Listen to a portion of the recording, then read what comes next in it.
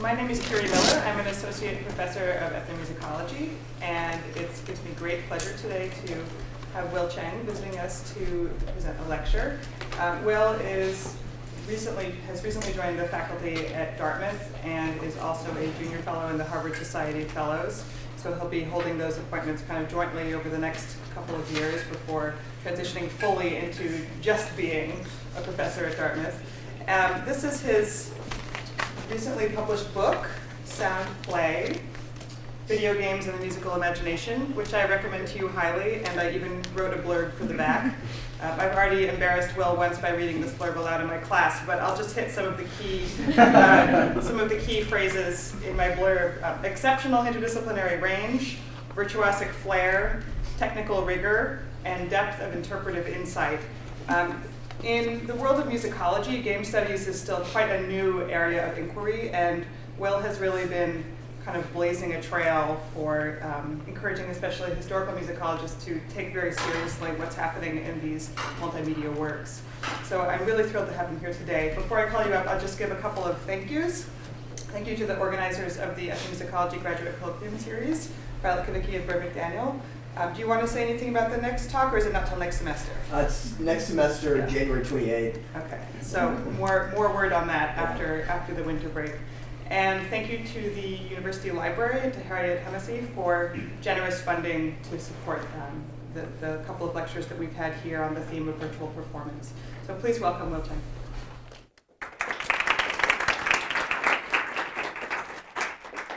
Thanks, Curie. I guess I can embarrass Curie reciprocally by saying that she really lit the trail ahead, and it was through a lot of her encouragement for, I guess, 5 years or so that I got through my dissertation and got to the book and got lots of support. So today's talk is actually part of my next book project. It's about music and ideas of meritocracy throughout the 20th and especially 21st century. And it's a rather somewhat disjointed project at the moment. I'm grappling with ideas of value and how we listen for value in an age of new media. And today's, you know how you submit a title far in advance and it's doesn't always capture your final paper, but the chapter that this will turn into, the chapter title is called Cheating Depth. So a play on cheating depth, but it's called Cheating Depth. And it's a chapter about failure and the way we recuperate it in our daily lives and in art. I've clocked this talk at about 45 minutes, and because I was asked to make this a media-rich presentation, it has about 12 minutes of video/interactive video. And at a couple points, I'll invite people up to perhaps play some browser games, which, you know, the internet connection permitting. In Disney's 2012 animated film Wreck-It Ralph, the title character resides in an arcade game where he plays the bad guy. Tired of feeling maligned and ostracized, Ralph decides to become a hero instead. His pursuit of a gold medal brings him to the worlds of the other gaming machines in the arcade. Ralph eventually ends up in the kart racing game Sugar Rush, where he meets a mischievous character named Vanellope von Schweetz. Vanellope is glitchy. She phases in and out, teleports at random, speaks hyperactively, and behaves erratically. She is bullied by her peers and forbidden by King Candy, the ruler of Sugar Rush, to participate in the kart races. King Candy explains to Ralph that if Vanellope ever won a race, she would become an official character, causing players to perceive the game as broken and ultimately leading the arcade's managers to unplug the machine. But Vanellope finds a way to compete anyway, and during the race, outs King Candy as the true villain. At the film's climax, King Candy is defeated. Vanellope saves Ralph via her powers of teleportation, and she crosses the finish line to boot. Ralph returns to his own game as a beloved bad guy, while Vanellope, re-entering Sugar Rush as its lead character, is likewise embraced by the arcade's patrons, glitches, and all. So here's a brief video montage of this narrative.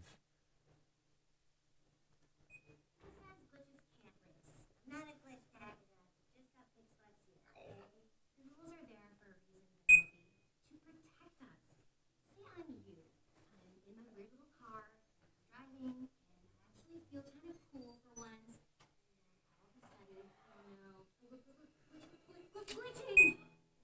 See, you're an accident.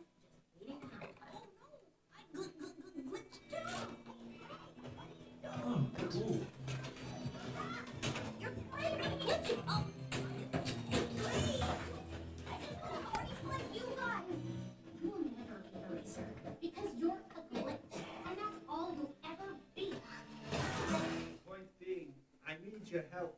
Sad as it is, Penelope cannot be allowed to race. Why are you people so against her? I'm not against her. I'm trying to protect her. If Penelope wins that race, she'll be added to the race roster. Then gamers can choose her as the avatar. And when they see her glitching and just being herself, they'll think our game is broken. We'll be put out of order for good. All my subjects will be homeless. But there's one who cannot escape because she's a glitch. When the game's plug is pulled, she'll die with it. You don't know that'll happen. Gamers could love her.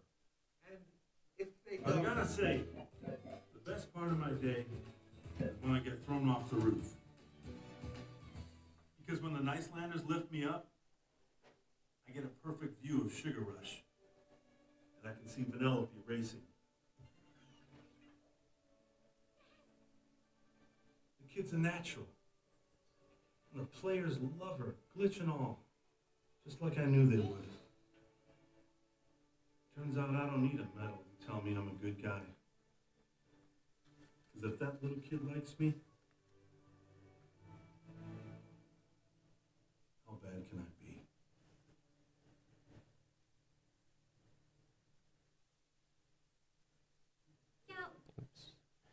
Right. Failures are fascinating things. They are the hiccups that humble us, the speed bumps that slow us down, and the catastrophes that reshape our worlds.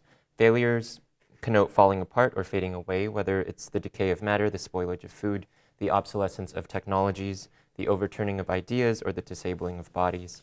Failures are the engine of narrative. They are the heartbreaks that lead to new loves, the fatal flaws of heroes, the nuclear meltdowns that birthed comic book super mutants, and the inciting events in myths of human creation, from Christianity's original sin to Pandora's box and more. Setbacks enable serialization.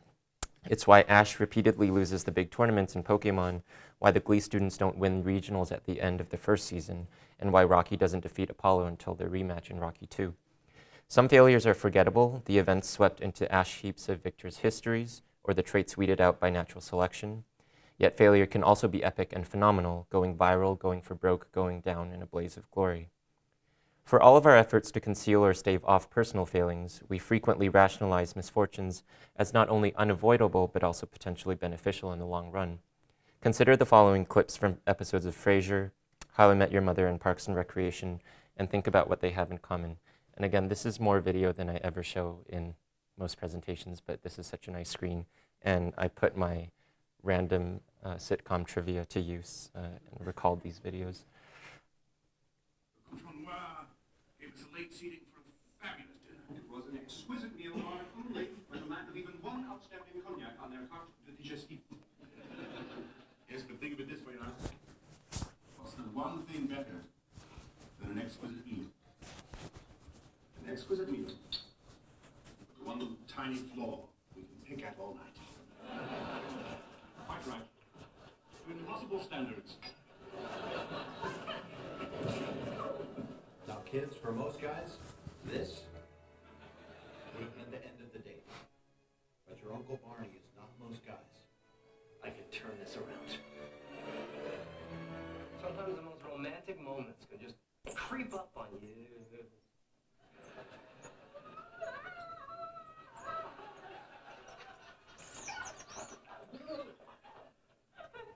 I can turn this around. Turn this around. Okay, Chris, hypothetical crisis. Leslie just tried to answer a question and audibly farted, then threw up. Spin. Leslie now is literally overflowing with ideas for this town. And speaking of methane, have you heard about her plan to limit greenhouse gas emissions? Wow. Spin team. Right. So all of these clips feature efforts to recuperate a flaw to make good out of bad.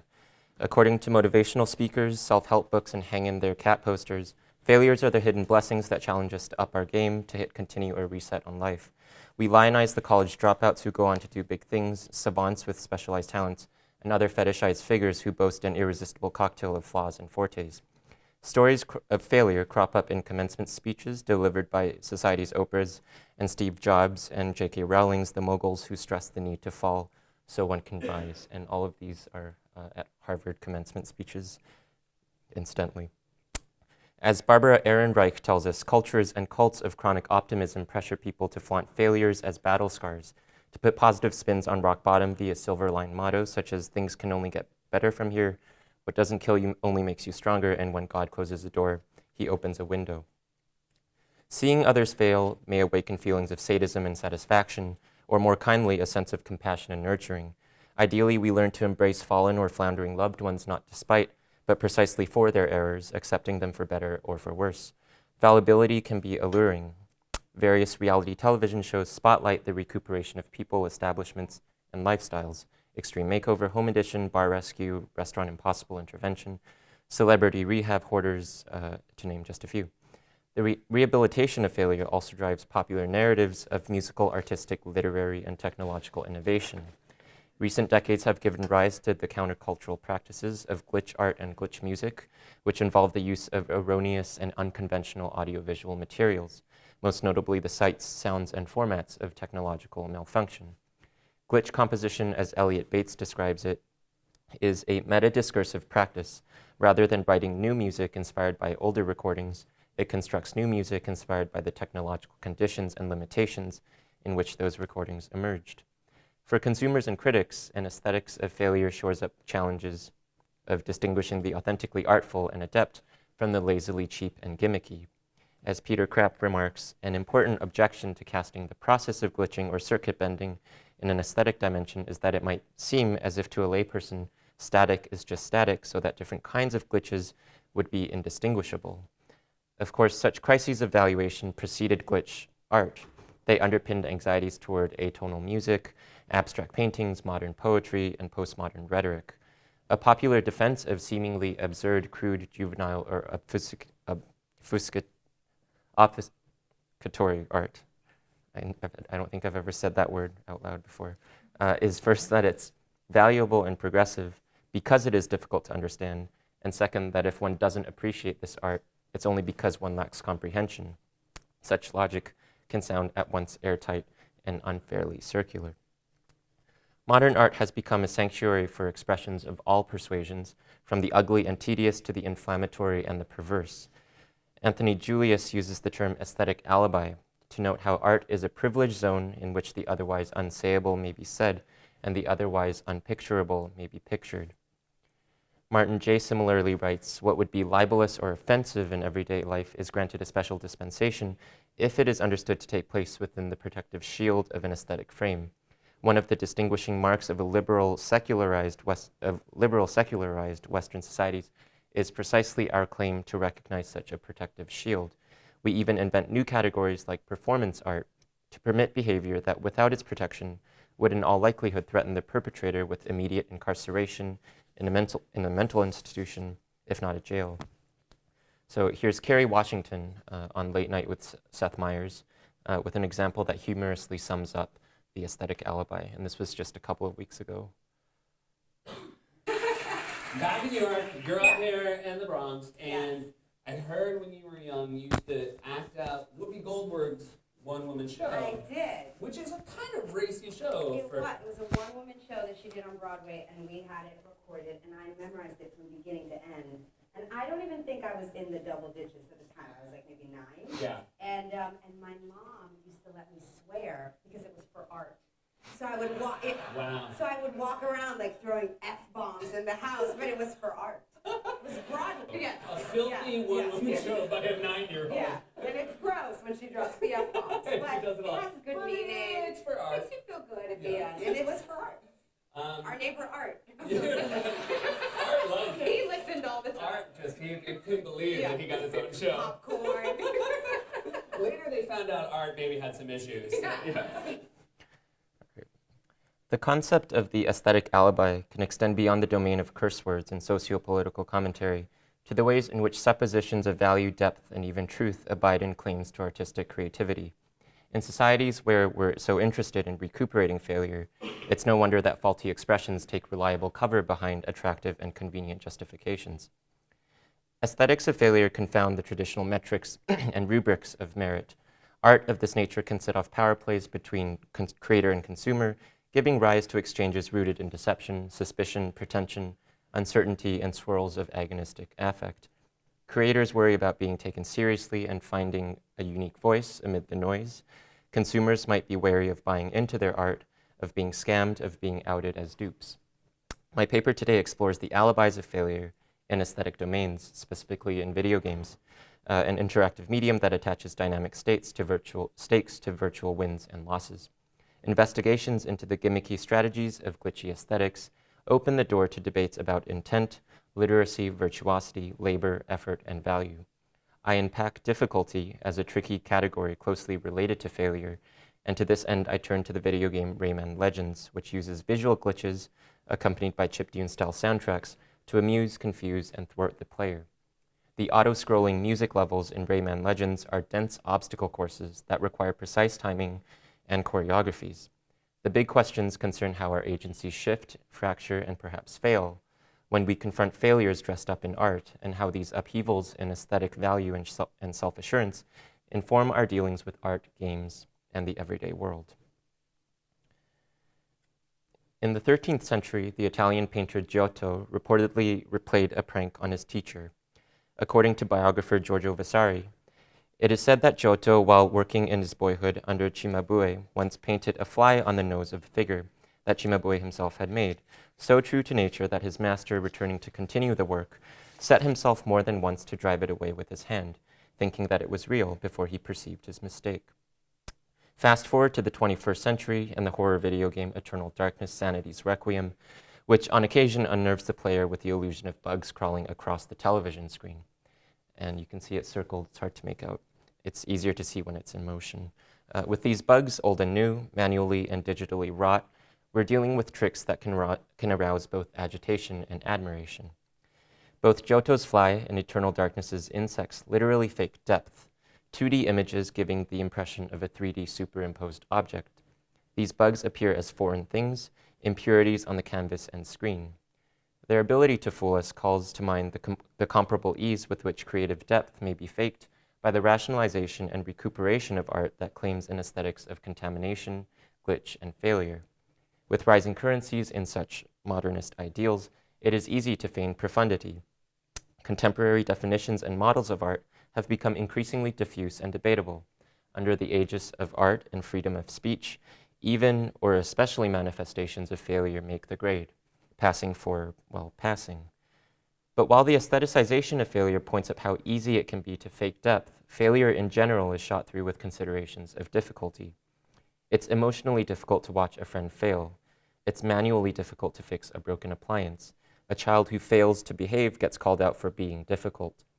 Failure to execute a piano cadenza could be chalked up to its technical difficulty. And with aesthetics of failure, the alibi is that if we don't like or understand such art, it could very well be we who have difficulty appreciating it.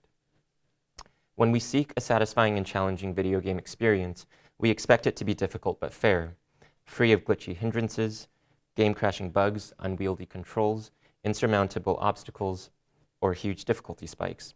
When things don't go their way, kids are known to say, "It's not fair," to which the tough love reply goes, "Life's not fair." Games are, however, expected to be mostly fair. A video game that out of nowhere drops an inescapable anvil on the protagonist would be called out for foul play. To be sure, some video game players cheat or hack precisely to gain an unfair advantage over others. Cheating entails a failure to follow rules, and sometimes it's pretty black and white. Peeking at an opponent's poker cards, kicking the golf ball into the hole, or using an aimbot in Call of Duty to score automatic headshots. Glitching in video games, however, has murkier status in this regard. It refers to a popular practice whereby players exploit technical bugs to humorous and competitive ends. Certain glitch moves or exploits might be deemed illegal in multiplayer competitions, but permissible, virtuosically so, in other settings. Players who perform impressive speedruns of games, for example, completing Super Mario 64 in under 6 minutes, show off their mastery of glitch moves that enable Mario to walk through walls, teleport long distances, and access otherwise locked levels.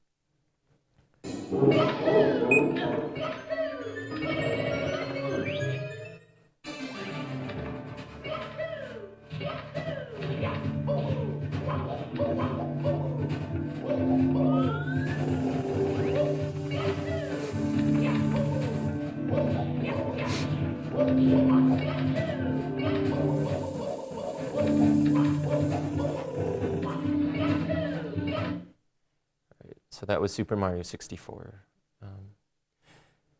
Games lacking in balance and fairness could be seen as failing in design. In recent years, however, gamers have embraced an unofficial genre called rage games, or brutal games. Many such games are created by amateur designers who use modding techniques to tweak and riff on the assets of existing well-known games. Rage games are advertised as exercises in masochism. They are meant to be so unfairly difficult and frustrating that they should make players want to, quote-unquote, rage quit. There's the game Hate Tetris, a Tetris mod with AI that at any given moment throws the worst possible piece at the player. Another good example is Cat Mario, a Flash platformer that pays tribute to the iconic 1985 Super Mario Bros. It is a game that blatantly defies conventions and eschews any semblance of fairness. Enemies fall from the sky, hidden coin blocks impede jump-off points, clouds inflict instant death, and the quasi-Starman impales the player. So if we have time, I queued up a couple of these on. Would someone like to come up quickly and do this? Kiri, I think you should. Oh, you shouldn't. Okay. Yeah. So just for a few seconds, so that doesn't take too long. Yep, arrow key and up is switch the block direction. Yeah.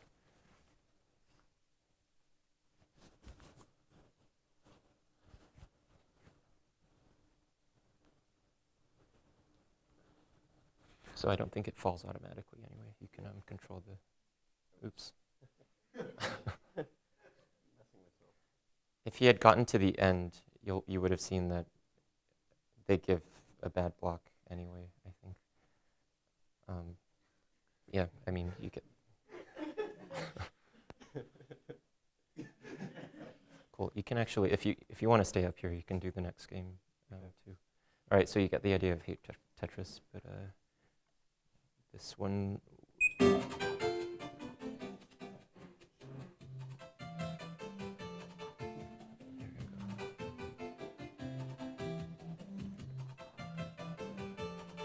That's good. It's arrow keys. Oops. Well, that wasn't the game's fault, but I didn't realize there were it was enemies just, there. yeah.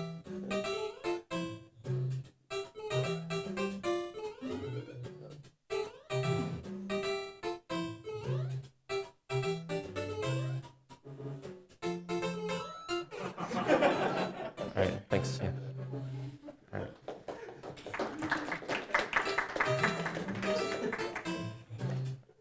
All right, so you'll see more of that game later because I have a video queued up as well. From the perspective of traditional game design, Cat Mario is, oh, actually, so I think you can watch the video first. This is a player playing Cat Mario.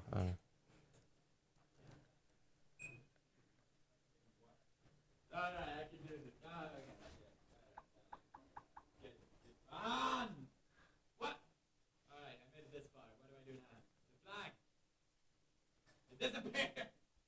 What is that? What is that? A turtle? Okay. Fine. What do I even do? Yeah, this is not even supposed to be. This is not even difficult. Okay, what can kill me here? Think clearly. Falling down there or those.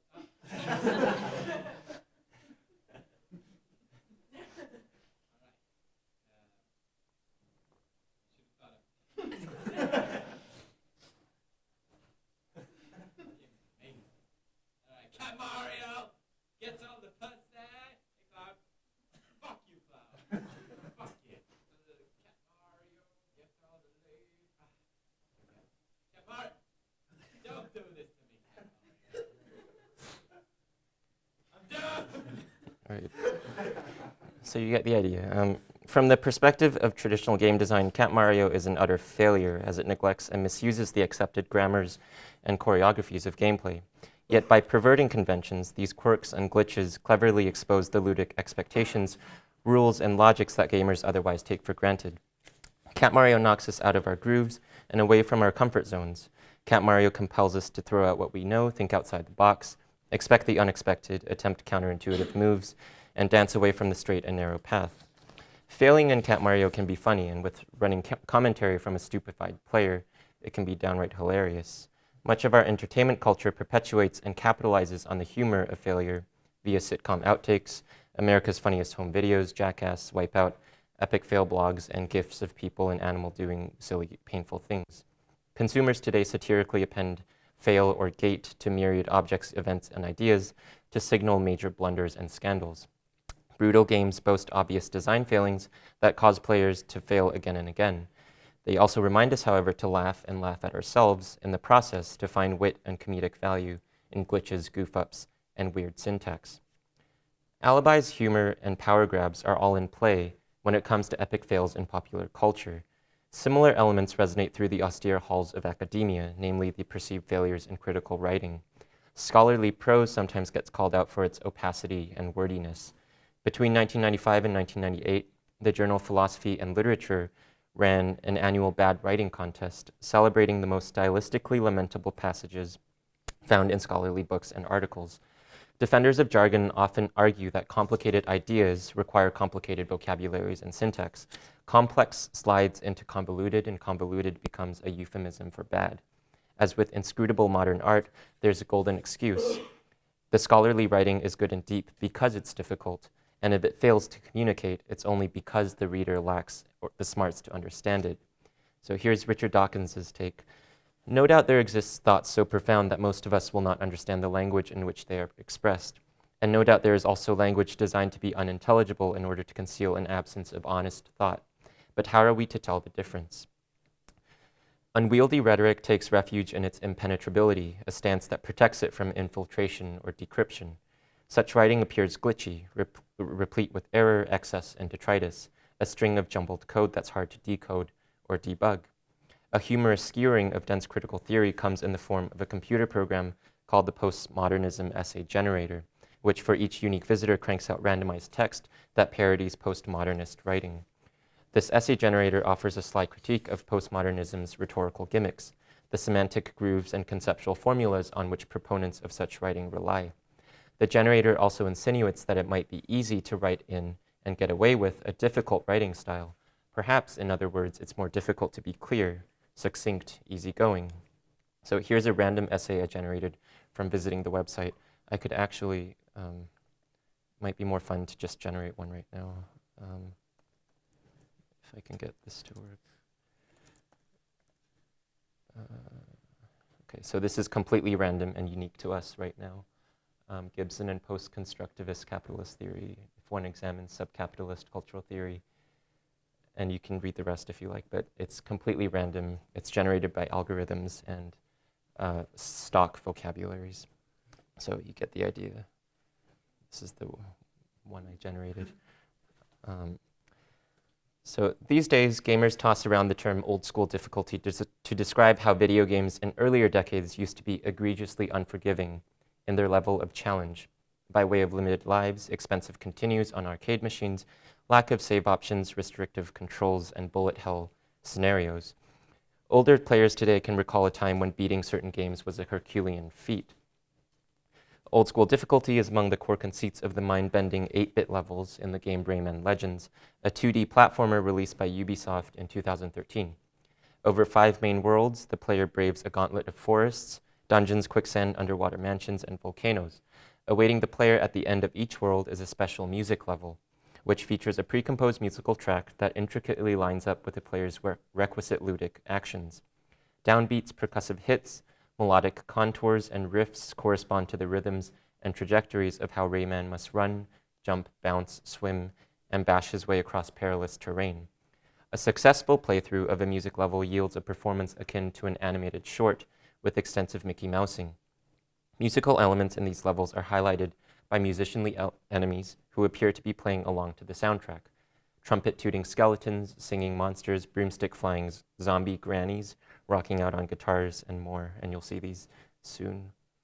There's a hidden sixth world in Rayman Legends called Living Dead Party, containing 7 levels. The world begins with a music level called Granny's World Tour, followed by 6 levels designated as 8-bit reskins of the game's 6 music levels. In layout, the 8-bit levels are identical to their corresponding music levels, but further flummox the player via outrageous aesthetics of malfunction. And if this sounds confusing, it'll become clear with the video examples very soon. Flickering static, fisheye lens, extreme pixelation, vertical inversion, and image splitting are among the dizzying effects that impede a player's ability to decipher and traverse these levels. The periodic initiation of these distortion effects is often synced to strong or syncopated beats on the musical track. In these levels, the music itself offers potential aid. A player who becomes familiar with the music level's soundtrack can learn to time their actions to downbeats and other sync points, much like how Guitar Hero players might use their recognition and memorization of a familiar musical track to guide precise button presses. The 8-bit levels revamp the soundtracks of the music levels, altering the instrumentation to approximate the chiptune aesthetic of old-school video games. To be clear, the music in these levels is not produced via old-school audio hardware, nor for that matter is its timbre identical to that of actual 8-bit music of games from the 1980s. These chiptune treatments fall under the label of what some writers call fake-bit, music that sounds like 8-bit but is created by modern audio technologies. The same could be said about the visuals. Most of the level's graphical distortions aren't found in the 8-bit pixel art of retro games. Rather, these distortions amount to hyperbolic gimmicks that gesture to and parody video game antiquity via high-tech simulations of failure and mechanical primitivism. The eclectic effects can't really be called pastiche either, since they are imitations for which there's no clear original. So this is a level, I think it's Mariachi Madness, let's see. It's not the 8-bit edition, it's just a music level, the original music level. And it's, the track is Eye of the Tiger.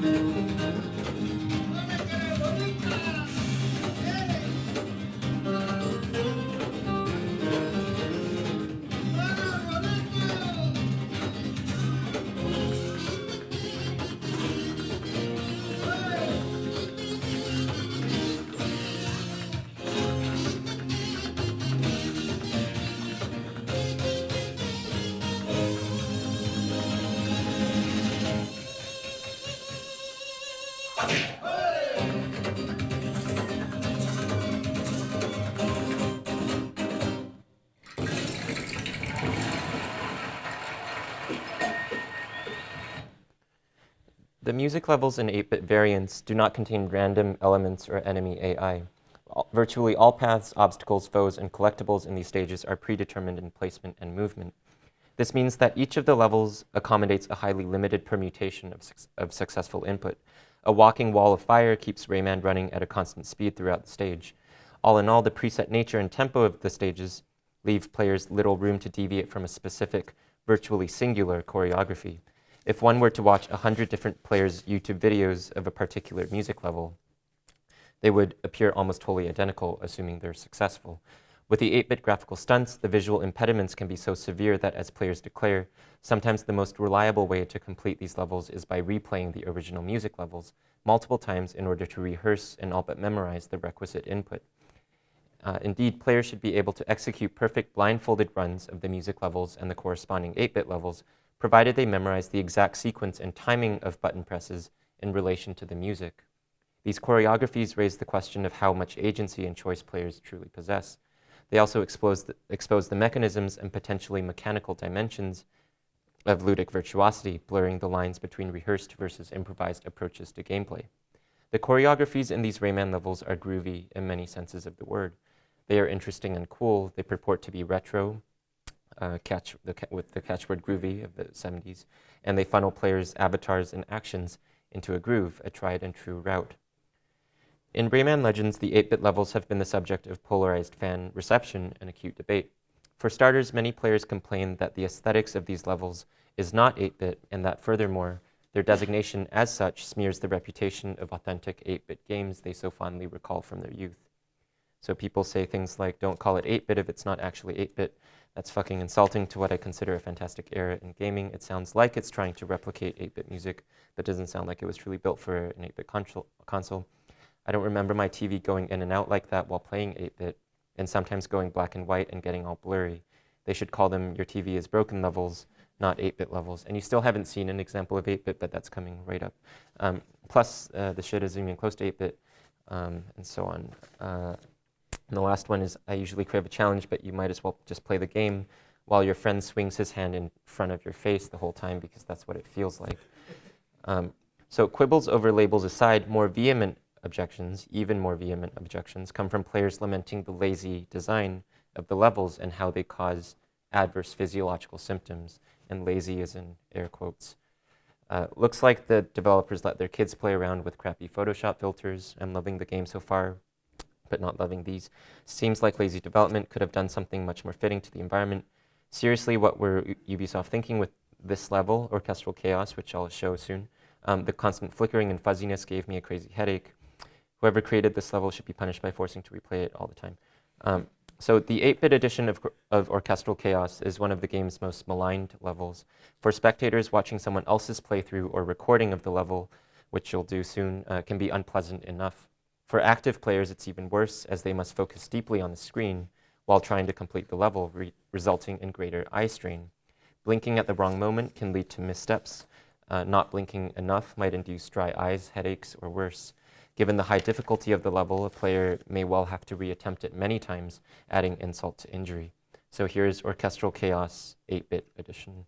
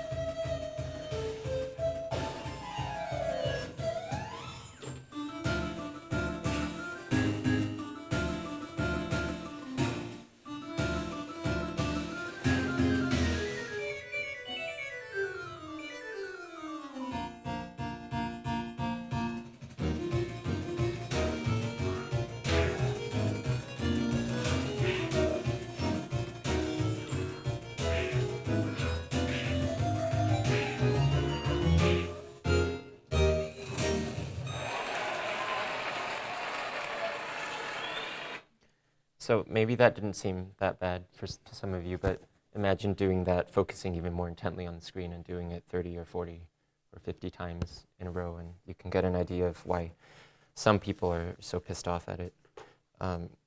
Rayman Legends drips with wacky humor, with its mariachi skeletons, toads on stilts, and guitar shredding grannies. As with Cat Mario and Brutal games, the game's 8-bit levels offer a ridiculous challenge. They are unusual, for sure, but seeing as how players are liable to find themselves reattempting these levels 5, 10, 20 times or more, the novelty can wear off and patience can wear thin. One can laugh only so many times at the same joke or the same viral video, or flickering static before getting bored, irritated, or downright indignant. Detractors of the 8-bit levels in Rayman Legends effectively decry the distortion effects as gimmicky. But what's our beef with gimmicks? What are gimmicks exactly, and why do they get a bad rep? In a world where originality and tradition are valued in equal measure, gimmicks can fall in the cracks. They grasp at innovation, yet fall short of genuine inventiveness. Gimmicks can reek of theatricality and desperation. Much of what Sean Scalmer observes about gimmicky political protests can be applied to gimmicks in general. He writes, "The political gimmick has usually appeared as an eruption, an intrusion. It is not rational but theatrical. It does not establish an argument but a claim to public attention. Its aim is publicity, entry into the public realm, not the subtle massaging or robust chiseling of public opinion. Its methods are shocking rather than uplifting. The cream pie delivered to the face, the surfboard paddled at the front of the warship." Pejoratively writ, gimmicks are meant to bait response, and to this end, they fail only if the response is total disinterest. Used in comedic, parodic, or inflammatory manners, gimmicks pervade art, performance, social protest, and of course, marketing. Those who employ gimmicks aspire to get ahead, to obtain attention, money, admiration. Yet gimmicks that are outed as such can appear needy, provoking ridicule, disdain, and effortful disregard. To call something gimmicky is to recognize it as simultaneously not interesting enough and too interesting for its own good. Rayman Legends joins the ranks of many video games that challenge and befuddle players via gimmicks of malfunction. As noted earlier, Eternal Darkness for Nintendo GameCube exhibits sanity effects when the player's sanity gauge is depleted. So crawling bugs aside, the game variously flashes a blue screen of death, seen there, lowers the audio volume, pretends to delete the player's save files, and teases other examples of technology gone haywire. The villain Scarecrow in Batman Arkham Asylum leads the hero to suffer hallucinations. The boss Psycho Mantis in Metal Gear Solid speaks to the player directly and breaks the fourth wall, showing off his psychic powers by rattling the player's controller via its internal rumble device and by blacking out the screen. And finally, the platformer Rogue Legacy assigns the avatar randomized traits, many of which are named after disabilities or adverse conditions, including nearsighted or farsighted, seen here. So you see that the space around the hero is blurry. The ploys in all of these games are meant to delude and delight, to shake players out of their comfort zones. In contrast to the valorized category of the deceptively simple, the gimmick feigns deceptive complexity and merit, an ornamented imposter without real depth. In Rayman Legends, the visual distortions in the 8-bit levels are surface distractions. A player knows to look under these fuzzy surfaces to discern the ludically relevant terrain.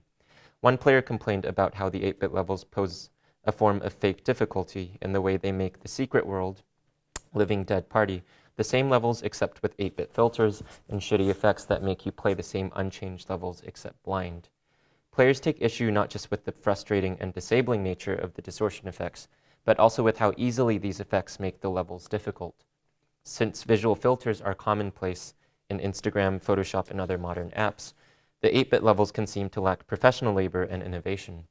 They appear cheap in multiple senses of the word, in their fake difficulty, their potentially low cost of production, and their gimmicky pretension. The 8-bit levels are so frantic, erratic, and humorous that they don't so much elicit nostalgia as parody it. They take satirical jabs at our modern preoccupation with nostalgia, our tendency to romanticize the good old days through wistful, whitewashed memory filters. Any tears elicited by the stages aren't those not of sentimentality, but of eye strain. As players attest, the distortion effects in the 8-bit levels make for visceral gameplay experiences. The nausea and physical aches that players report may be meant to recall the discomforts of arcade-era gaming, standing in front of machines for long stretches at a time while enduring dry pupils, thirst, fatigue, and addiction. A more interesting way to read into these distortion effects would be to consider how they reflect the challenges of our attempts to remember, reconstruct, and even relive the games and gaming experiences of our past. Memories can be hazy and at times outright false. They are rife with holes, interference, noise, and static that mask and distort the past. The fisheye effect in Rayman Legends, seen here, may bring to mind the old CRT, the cathode ray tube television sets with rounded convex screens. But even more aptly, these distorted lenses offer an analogy to the aberrations and limited field of vision in our efforts to remember. So before I conclude, here's the music level Granny's World Tour, just a brief excerpt of it, and its 8-bit counterpart, which is the final level of the game. And As some players attest, it's the sum of all headaches. So here's the undistorted level, just a few seconds.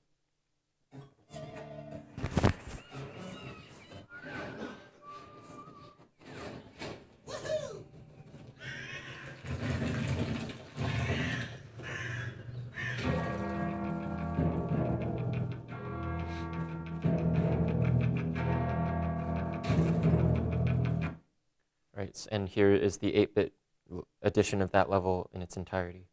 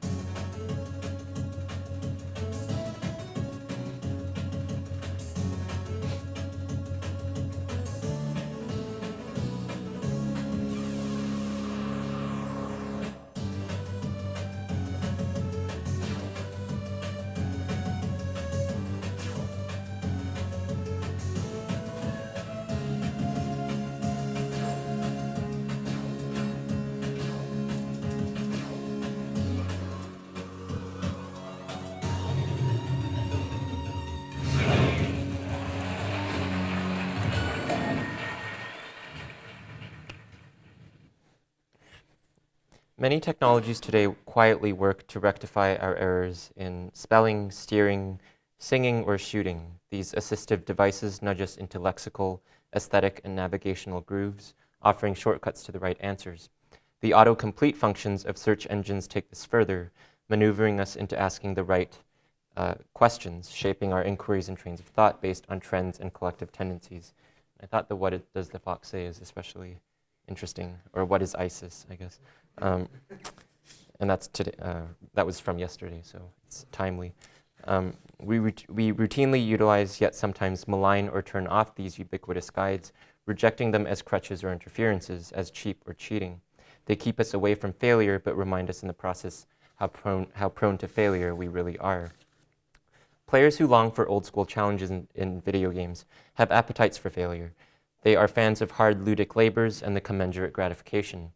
But when difficulty seems fake or gimmicky, players are quick to call out a lack of perceived labor and innovation in game design. They arguably long not just for heightened difficulty in contemporary games, but also for a time when it was more difficult to create and manipulate the aesthetic, mechanical, and musical properties of games. Because today's masses have easy access to photo filters, record splicing, and technologies of audiovisual manipulation, technologies of audiovisual manufacturing and transformation, gamers are coming to expect more from professional game developers, graphic designers, and composers. Given prevalent modding cultures, players expect blockbuster developers to go above and beyond.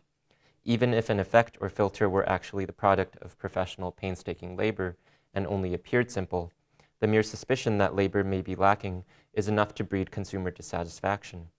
In the same way that some players are willing to work hard to beat a difficult game, so these players wish to witness a comparable work ethic in service of game design. With the proliferation of modern Insta technologies, the relations between designers, gamers, critics, and scholars are undergoing radical change. In some ways, it's easy to create difficulty. It's easy to mod a game so that it's patently unfair or outright impossible to beat. Just throw dozens of Goombas in the player's path, or better yet, erect a vertical wall of impenetrable Goombas. The real challenge is creating challenges that are somehow provocative, fair, and exciting. There's a reason simplicity often gets valorized as the underestimated counterpart to complexity and bombast. Something that's simple ostensibly isn't trying to deceive or get away with anything. Simplicity's modesty and transparency are ingratiatingly refreshing. Musicians sometimes say that Bach is the ultimate test because it is so transparent. There's nowhere to hide, no dense passage work or indulgent pedaling to cover up the wrong notes or shoddy articulation. In this age of new media, failure has many means of passing for success. How do we measure merit, value, and labor in creative domains that explode conventional aesthetic criteria? When art, games, and writing are wrapped up in the recuperation and justification of perceived failings, they subvert our abilities to discern intent, to differentiate between happy accident and deliberate stylization, and to figure out why we care in the first place. Glitches are messy, not least because they confound our powers of discretion. In daily life, our desires to avoid failure keep us sticking to safe zones and familiar choreographies. When we do fail, as we occasionally and inevitably must, we might work hard to turn that failure around, to play spin doctor, to forget or fix or reframe the glitch. Failures can elicit a gamut of effective response, from despondency to humor, from irritation to introspection. And if glitchy art is capable of provoking emotion, contemplation, and even action, isn't it valuable in its own right? Why should we care about intent or labor? The easy answer is that we despise posers and con artists who pull the wool over our eyes and take us for chumps. We want artists to work for respect and renown, to show evidence of time and effort poured into their products. Artists' interest in stylizing glitches resonates with people's general ambitions to rework everyday upsets into narratives of progress and success. The recuperation of failure entails intricate choreographies of rhetorical, rational, and material wrangling. It's a delicate dance as we convince ourselves and others that an apparent bug or mistake is all well and good, all in service of some greater or future benefit. We grow up admiring superheroes and larger-than-life figures. It wouldn't be surprising if we all had some savior complex operating within us, if we felt some strange urge to rescue people, things, and ideas. Out of darkness, light; out of failure, resilience; out of error, innovation. These are the reversals and recoveries to strive to seek to find. If we bring ourselves to venture outside the typical mandates of efficiency or exigency, if we think instead in terms of art, passion, and creative living, errors can assume the guise of something vulnerable, rejected, and evocative. Faulty materials may elicit our curiosity, even sympathy, calling us to salvage and reintegrate them into aesthetic and narrative frameworks, to weave fringe into fabric. This isn't to say that we always straightforwardly anthropomorphize failures and glitches and see them somehow as neglected orphans or ugly ducklings crying out for pity and attention. Yet, as Torben Sandgild notes, a glitch admittedly gives us a sense of something living, something conscious, even though we know this is not the case. When we attribute vital presence and meaning to failures, they can be distressing. The flickering static on a screen, the hisses of a machine, the creepy muffled noises picked up as interference over the phone, and so on. Or they can be endearing, the vulnerable underdogs pleading for adoption and rehabilitation. Collectors, for their part, sometimes prize defective items, coins or comic books, and so on, for their rarity, but perhaps also precisely for their defects, for their status as outliers, a status that all of us has felt at some point as we came of age. Whether it's musicians sampling long-forgotten recordings or contestants on Project Runway ripping apart and resewing raggedy furniture into fashionable dresses, there's pleasure and gratification in making the old new, making the homely beautiful, making the discarded worthy again. These transformative exercises remind us that although everyone fails now and then, it's okay to fall, to be broken for a while. As with Vanellope in Wreck-It Ralph, we all feel like a glitch sometimes, like we don't belong. Yet in the end, through the ways we recuperate objects and stories and fellow human beings, we remember to see potential in everything and in ourselves, to affirm that we have the power to save things and to be saved in turn. So, thanks.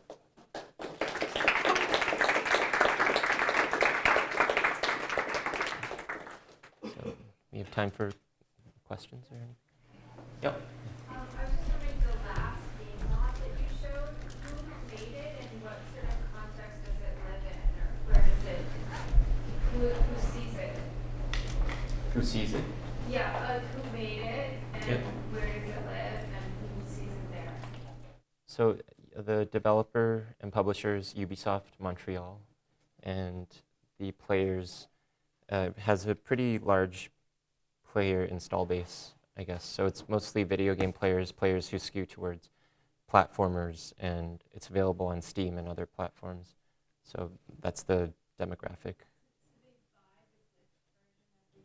Oh no, so it's a level inside this game. All of those levels from that video game are within Rayman Legends, and the final hidden level, which they access after completing all the previous levels, is that level full of those glitch levels, so the static level and that. So it's still kind of functional, but it has semblance of not being functional. It is functional, but it distorts the visuals so that it poses allegedly an extra challenge to the player. Yep. Mm-hmm. Oh, and there's a fly there, if you didn't see it. Yeah.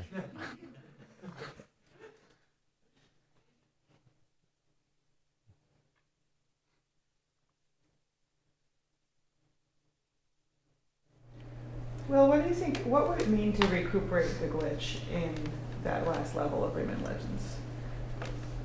To recuperate the aesthetic value of it, or ludic value? I mean, so how do players like turn it around if they do? If they claim to like it? I guess by saying, I mean, it looks really cool, right? With all the sudden changes and sudden gimmicks. And it's certainly virtuosic if you play it for someone, or if you play, so those were all my playthroughs, not to, I mean, it's really not as hard as it seems once you play it many, many times, because you can only fail in so many ways before you know what to do and when to jump. But it's a virtuosic feat. I can see players taking pleasure in uploading their runs to YouTube. The problem with this game, as I said though, and those levels in particular, is that if you upload a successful playthrough of a music level or 8-bit reskin, it looks pretty much identical to everyone else's who also did the exact same thing.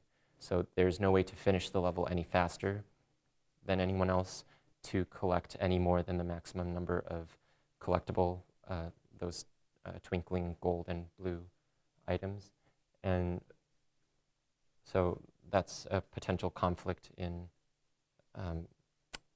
this network, this culture of sharing with those levels in particular. Because with Guitar Hero, of course, you can upload your high score or upload your experience playing the game. With this game, it seems more difficult.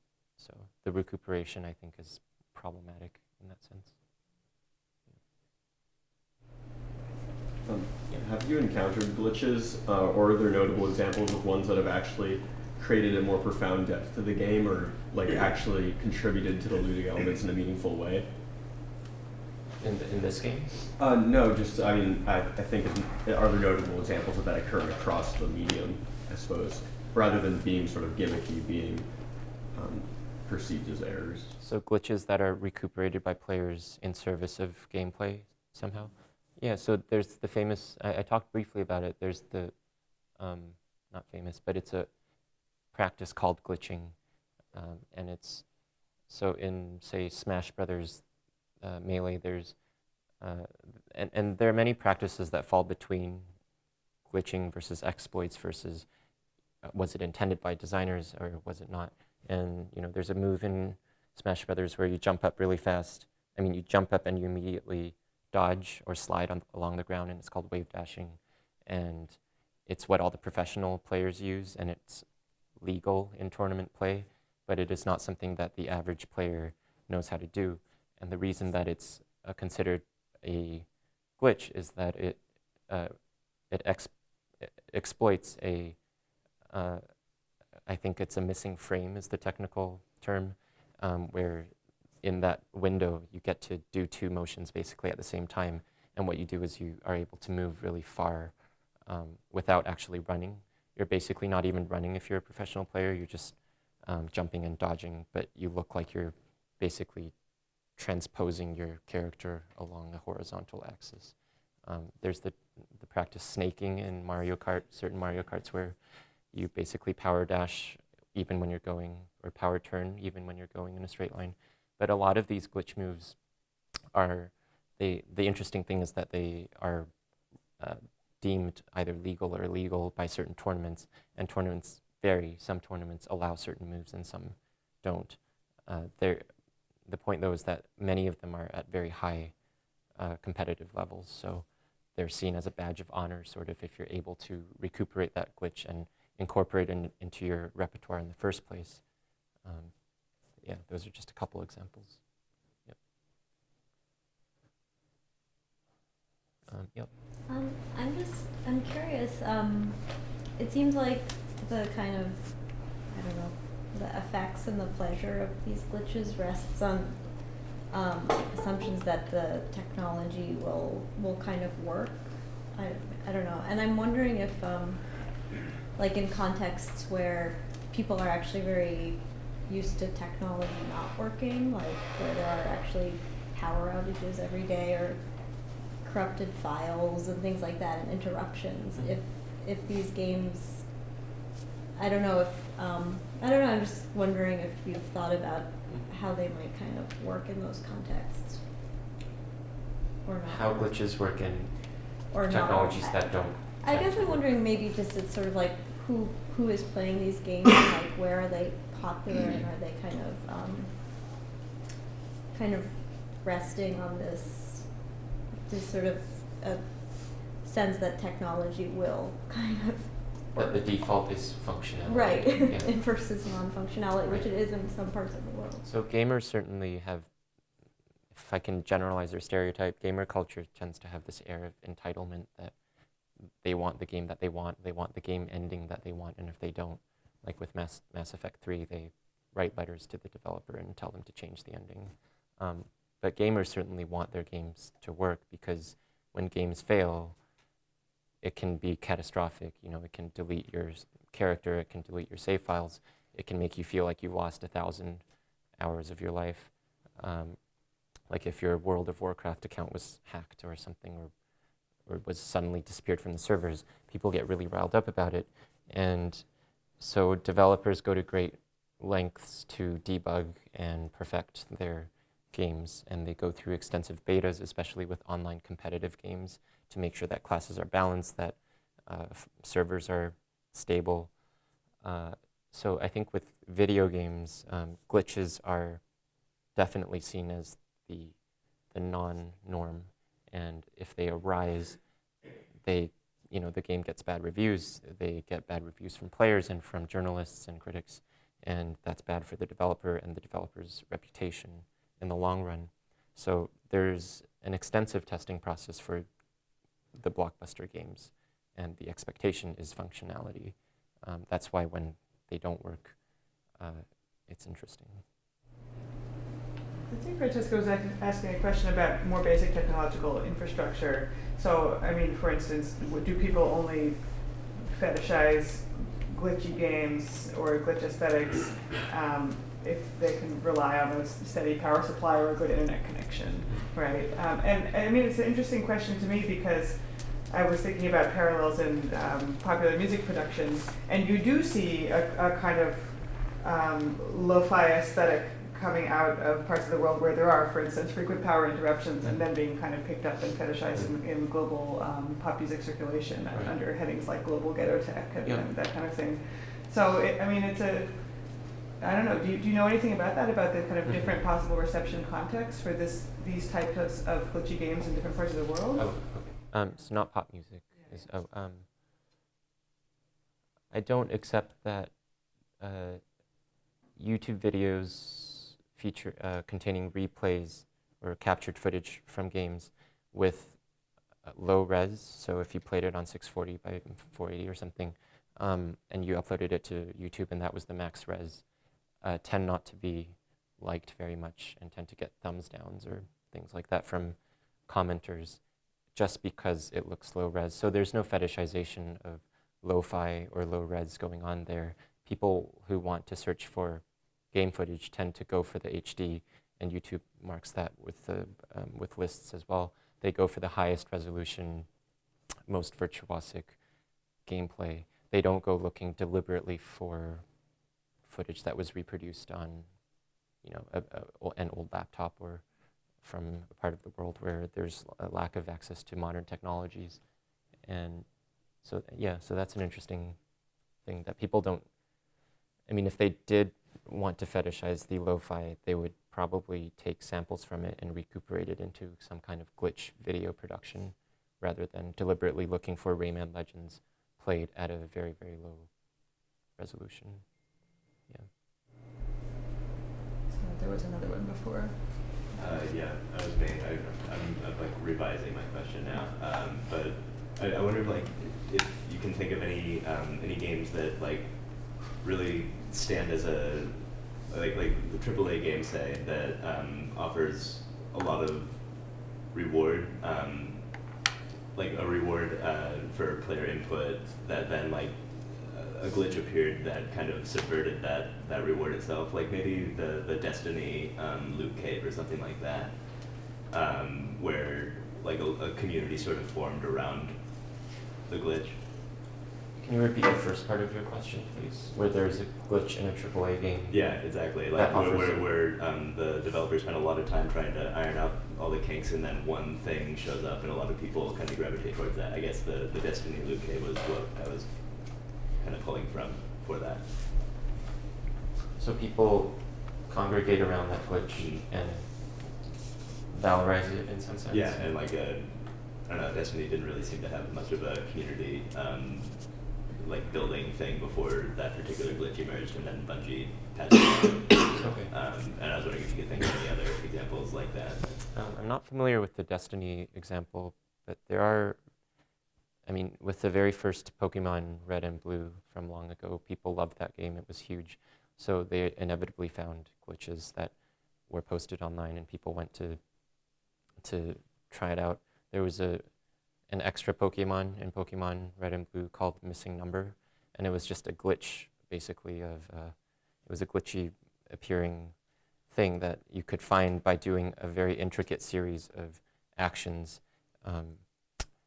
and I think it's called Unknown Number, no, Missing Number. And basically there was this cult following of this Pokemon, and people, there became basically a cult around Missing Number. It was very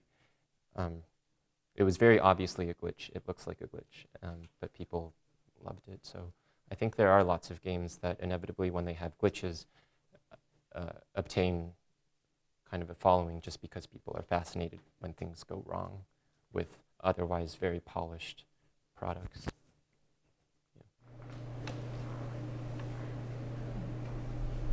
Sorry, I'll ask another question. So what do you think about the difference, say, between Choreographies, say, his hack of the Super Mario, which is just a loop and it shows in galleries and museums, versus this kind of work, which is actually like technically a video game that people are buying and playing. I mean, they're both glitch art, so I don't know, have you thought about what? Can you tell me more about Corey Archangel's Mario installation? Yeah, he's traditionally a new media artist, and the Super Mario, from what I recall, he's like taking out everything except the clouds. I don't know, maybe someone here is more familiar with it. So it's just a loop of the clouds, but then the Mario soundtrack playing on a loop, and so it's really, and I mean, in a way, I guess, like touching on things like conceptual art and video art as well. But it's a game mod. It's producing a glitch in it. I don't know, does that strike you as being different than the kind of game mods you're talking about? Yeah, well, the game mods, I guess, are, their distinction is that they're games and that they're interactive, and you can work Cat Mario through the level, whereas Corey Archangel's video, I suppose, is not interactive in the same sense. It's not, there's no feedback loop, perhaps. And the Cat Mario, the Brutal games also lend themselves, as you saw, to the embedded videos telling you or showing you what the player is experiencing, and players deliberately being funny and outrageous and showing all their failures and their reactions to the failures. So yeah, one is a video installation, one is a interactive game in the traditional sense. And both are glitchy in different ways. Yeah, it goes back to this idea of the genre, the safety of the genre that you were talking about at the beginning. Performance art, whatever. Yep. Yeah. If there's no more questions, we can thank Will and talk more during your section. Thanks, everybody.